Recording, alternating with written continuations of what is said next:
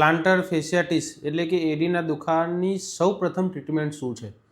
Normally જ્યારે દર્દી સવારે પગથિયું મૂકે, બેડમાંથી જ્યારે જમીન પર પગથિયું મૂકે ત્યારે દુખાવો થતો હોય છે અને આ જ દુખાવો સ્નાયુના ખેંચાવાના લીધે અને વજન, શરીરનું આખું વજન જમીન પર પડવાના લીધે થતું હોય છે.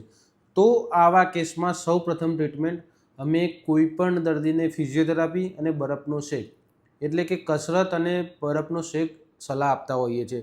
આવી કસરત દર્દીને બેડમાં ને બેડમાં એટલે કે પગથિયું મૂક્યા પહેલાં બેડમાં કસરત કરવાની છે 15 થી 20 મિનિટ અને 10 થી 15 મિનિટ બરફનો શેક.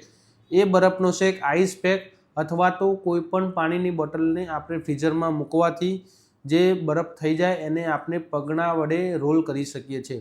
તો આવી કસરત અને બરફનો શેક કર્યા પછી દર્દીને 70 થી 80% ફરક પડતો હોય છે અને આ જ કસરત તમે જો કામ કર્યાના 2 થી 3 કલાક પછી કરો તો એવી કસરતનો કોઈ પણ મતલબ રહેતો નથી.